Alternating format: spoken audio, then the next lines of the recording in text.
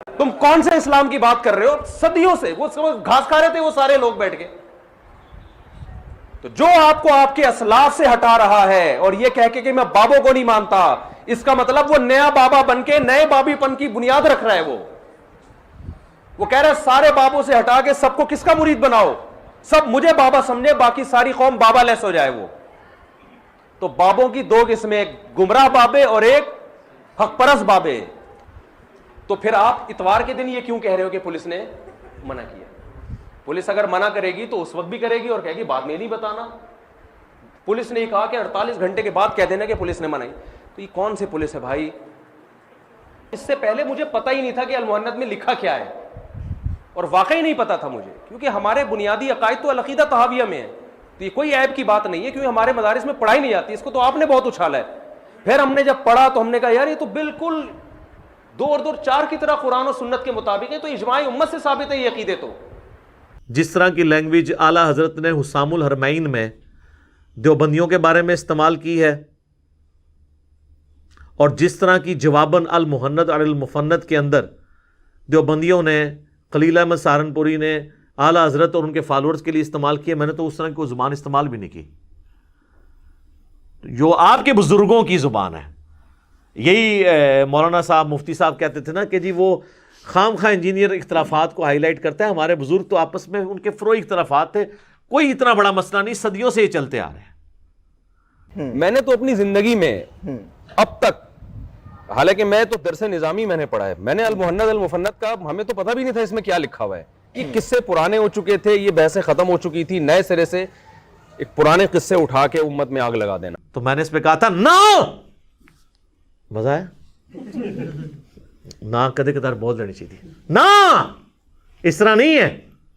دھوکہ دینا بند کریں. پرانے بزرگ آپس میں شیر و شکر نہیں تھے، شیر و شکار تھے.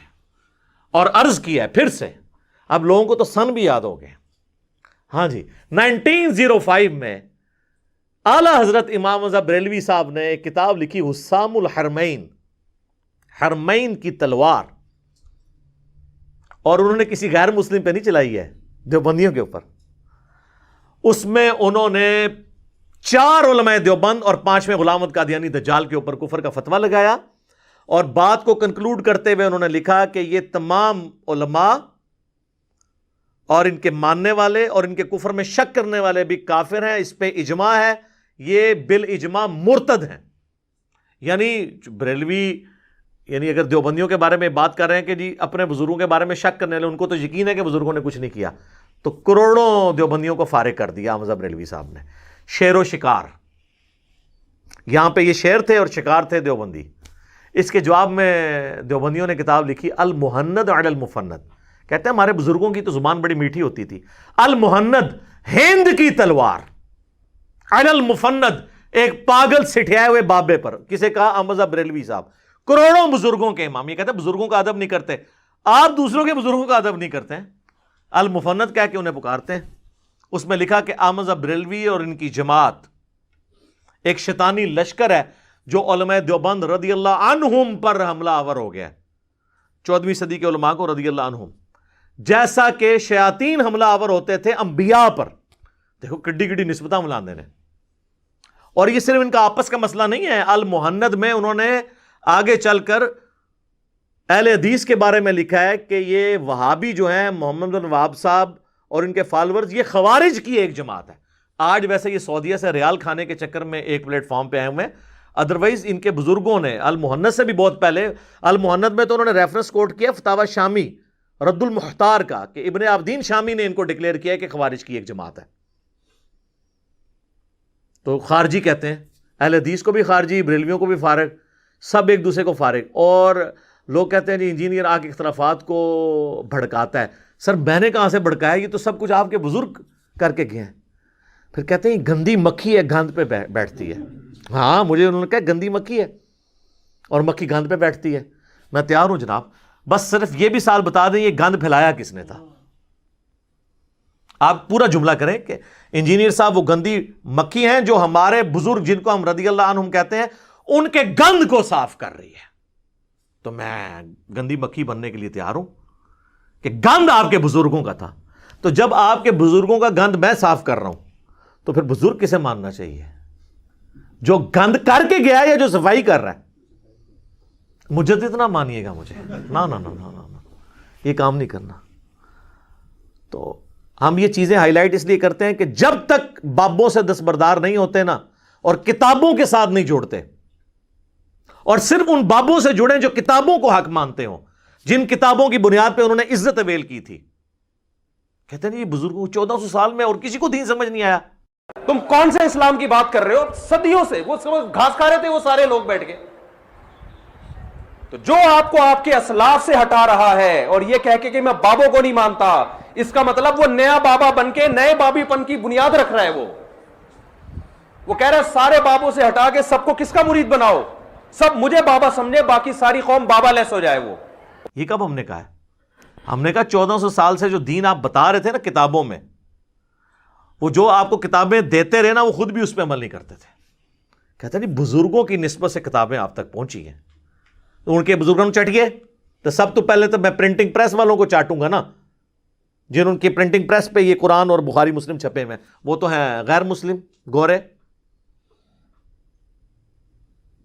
کہیں گے نہیں وہ ٹرانسفر کیا ہے انہوں نے، آپ نے دیکھنا کتاب کے اندر کیا لکھا ہوا ہے۔ تو سر آپ کے بابوں نے بھی ٹرانسفر کیا ہے، اگر وہ خود اس پہ عمل نہیں کرتے رہے، اور خود آپ یہ مانتے ہیں کہ بریلویوں کے بزرگ جو ہیں وہ قرآن و سنت پہ نہیں چلتے رہے، اور بریلوی آپ کے بزرگوں کے بارے میں مانتے ہیں کہ وہ قرآن و سنت پہ نہیں چلتے رہے، اسی طرح نا۔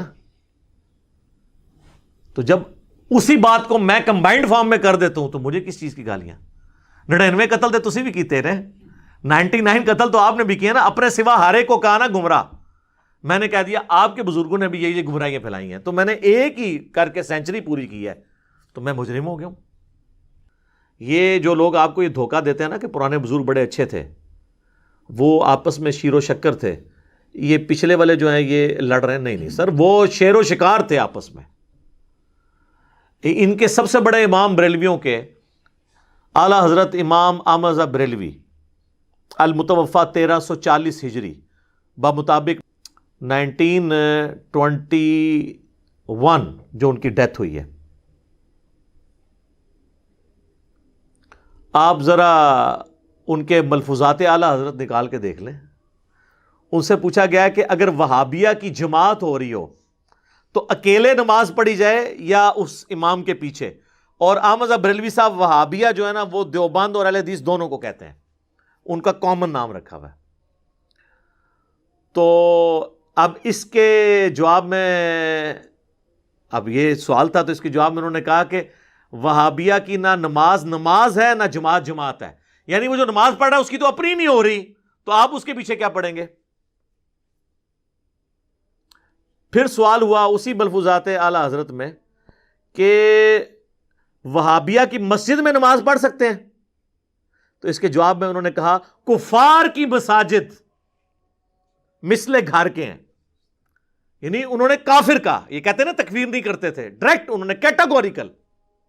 پھر تیسرا سوال ان سے ہوا کہ یہ وہابیہ کی جو اذان ہے، تو انہوں نے کہا کہ جی ان کی اذان کوئی اذان نہیں ہے، البتہ کبھی یہ اذان دے رہے ہو نا تو جہاں اللہ کا نام آئے یا نبی صلی اللہ علیہ وآلہ وسلم کا نام تو آپ اس پہ پروٹوکول پہ عز و جل اور صلی اللہ علیہ وآلہ وسلم کہہ لیں، باقی ان کی اذان بھی اذان کوئی نہیں ہے۔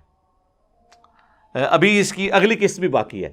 احکام شریعت جو اعلیٰ حضرت کی اپنی کتاب ہے، ملفوظات سے بعض لوگ بھاگتے ہیں، یہ ان کے بیٹے نے جمع کی ہے، مفتی اعظم ہند مصطفیٰ رضا خان نوری اور دعوت اسلامی والوں نے چھاپی ہے، اور جہلم شہر سے چھپی ہوئی ہے، جہلم کو یہ شرف حاصل ہے ہمارے شہر کو، اور احکام شریعت دعوت اسلامی نے خود چھاپی ہے۔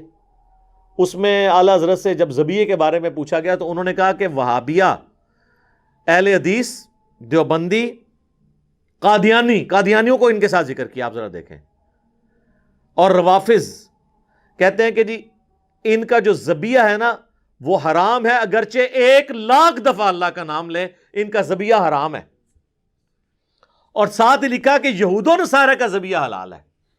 تو اس کا مطلب ہے کہ جو لوگ اہل حدیث اور دیوبندیوں کو یہودیوں اور نصرانیوں سے بدتر سمجھتے ہیں،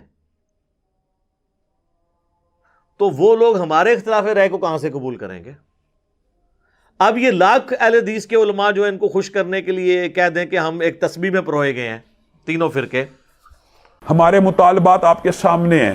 ہم آپ کو بارہا یہ کہہ چکے ہیں کہ اہل حدیث دیوبندی اور بریلوی اتحاد ایک تسبیح کی طرح ہو چکا ہے, ایک قوت اور طاقت بن چکا ہے.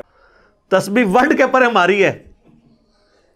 وہ آپ نے دیکھا نہیں تھا جب بابا جی کا کلپ آیا تھا اذان کے بارے میں, وہ لوگ کہہ رہے تھے ان کے یار ان کو تو چھوڑیں, کہتے ہیں ڈبنگ ہوگی. ڈبنگ نہیں ہوئی, سب کو پتا ہے, کہنے والے کو بھی پتا ہے, سب کو پتا ہے. انہوں نے آخری وقت تک اس کو ڈس آن نہیں کیا. یہ میں خادم رضوی صاحب کو سلوٹ کرتا ہوں کہ انہوں نے ڈس آن نہیں کیا, وہ جینوئنلی انہوں نے بات کی تھی, خود نہیں انہوں نے تردید کی ہے. تو اعلیٰ حضرت نے تو لکھ کے کی ہوئی ہے. تو اس پہ انہوں نے کیا مزار اقبال کے اوپر کہا تھا کہ جی چھڑ دو وہابیاں دی کیڑی جان ہے تے سوراں دے سور نے. کہنا انہاں بڑیاں دا اخلاص منگو تے بڑے بڑے لوگ ہم گداواں نو خیر پا ہی دیں گے. چلو جی چلیے او بھابیاں دی اذان اے تے کیڑا دے اے تے سور ہیں. چلو چلیے.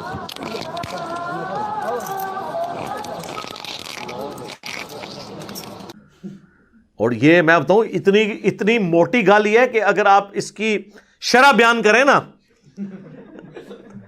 یعنی جس طرح مخلوق میں سور جو ہے نا ایک بدترین جانور ہے, اس طرح سوروں کے اندر اگر کوئی بدترین سور ہے نا تو یہ ہے. مطلب چھڑ دے انہاں دی کیڑی گل ہے, تے سوراں دے سور نے. یہ پنجابی میں انہوں نے کہا تھا, میں نے اردو میں ٹرانسلیٹ کیا. تو جب یہ رویے ہوں تو پھر آپ اور دیکھ لیں جی, انہوں نے جن کو کہا سوراں دے سور, اور وہ یاد رکھیں یہ اذان تھی دیوبندیوں کی, کیونکہ بادشاہی مسجد میں جو اذان ہو رہی تھی نا, بادشاہی مسجد دیوبندیوں کے پاس ہے. یہ دیوبندیوں کے بارے میں انہوں نے کہا ہے. وہابی, میں نے بتایا نا کہ دیوبندی اور حدیث دونوں کو یہ کمبائنڈ فارم میں وہابی کہتے ہیں. تو میرا خیال ہے اس کے بعد اب عوام کی آنکھیں کھل جانی چاہیے کہ ہم اس طرح کے ایشوز کے اوپر بات کیوں کرتے ہیں. میرا مقصد ان باتوں کو کر کے فرقہ واریت کو اجاگر کرنا نہیں ہوتا, بلکہ فرقہ واریت کو ننگا کرنا ہوتا ہے. اگر یہ باتیں اچھالنے کے بعد میں یہ کہوں نا یہ سارے کافر ہیں, پھر تو آپ کے اس نے فرقہ واریت کر رہا ہے. جب ان ساری باتوں کو ہائی لائٹ کرنے کے بعد میں آپ کو مرض کی تشخیص کر رہا ہوں کہ اصل مرض بابے ہیں, ان سے دستبردار ہوں, آپس میں ایک دوسرے کو مسلمان سمجھتے ہوئے علمی اختلاف کے ساتھ رہیں. جب تک بابے سلامت ہے نا, اور ان کی عزت جس لیول پہ ان لوگوں نے کی ہوئی ہے یہ سلامت ہے, تو پچھلے لوگ جوڑ ہی نہیں سکتے. سر کیسے جوڑ سکتے ہیں جب بڑوں نے انہیں اسلام سے نکالا ہوا ہے؟ پیچھے کو جرت بھی کرے نا تو اس کو اپنا بیان ہی واپس لینا پڑے گا, وہ قائم رہ نہیں سکتا. اس کے اوپر کلیریفیکیشن دینی پڑ جاتی ہے کہ جی آپ کہیں ادھر تو نہیں لگ گئے ہیں, کہ آپ نے یہ تو نہیں کر لیا.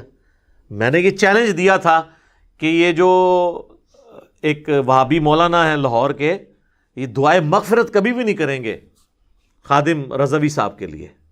تو اس کے جواب میں تو یہ ہونا چاہیے تھا, وہ اگلی ویڈیو میں کہتے ہیں لے پھر میں کر لگاؤں, نہ لے کے انہوں نے بات کا رخ ہی بدل دیا اور کہا کہ اگر کوئی نہ کرتا ہو. ہم دیوبندیوں کو بھی مسلمان سمجھتے ہیں, بریلویوں کو بھی سمجھتے ہیں. جا دفع ہو جا, آج کے بعد اب دین کی بات نہ کر. جا تیرے اس چیلنج کا بھی جواب دیتا ہوں. کوئی بریلوی ہو, کوئی دیوبندی ہو, کوئی اہل حدیث ہو, اگر انہوں نے اللہ کی ذات کے ساتھ شرک نہ کیا ہوگا, اپنے گناہوں کو بھگت کے جنت میں چلا جائے گا. تو میں نے بتایا تھا کہ وہ تو بریلوی بھی کہیں گے کہ اگر کوئی اہل حدیث گستاخ رسول نہ ہو تو انشاءاللہ جنت میں جائے گا. اب اگلا پوچھیں کہ اہل حدیث کیا گستاخ رسول کوئی ایسا ہے آپ کی نظر میں؟ کہیں گے نہیں, سارے گستاخ نے, شکلہ نہیں ویکھتے انہاں دیاں, ذوالخویسرہ تمیمی نال ملدیاں نے. ہاں, اور اہل حدیثوں سے پوچھیں, وہ کہیں گے جی کوئی بریلوی اگر شرک نہ کرتا ہو تو پوچھے کوئی ہے, تو کہیں گے کیڑے, سارے ہی نے. تو یہ انہوں نے لبادے اوڑے میں اور خامخواہ جو ہے وہ پبلک کو دھوکہ دے رہے ہیں. جب تک بابوں سے آپ دستبردار نہیں ہوں گے نا, امت کبھی بھی اتحاد امت کے حوالے سے کبھی بھی اکٹھی نہیں ہو سکتی. اور بابوں سے دستبردار ہو کر کتابوں پہ آ جائیں. یعنی وہی ہم نے عرض کیا کہ مرنے سے پہلے اے مسلمان کر لے اس پہ غور, کتابوں کا خدا اور ہے, بابوں کا خدا اور جب تو نے یہ غور کر لیا تو تیرے اندر سے آواز نکلے گی کیا, کہ نہ میں وابی نہ میں بابی, میں ہوں مسلم علمی کتابی. ٹھیک ہو گیا جی.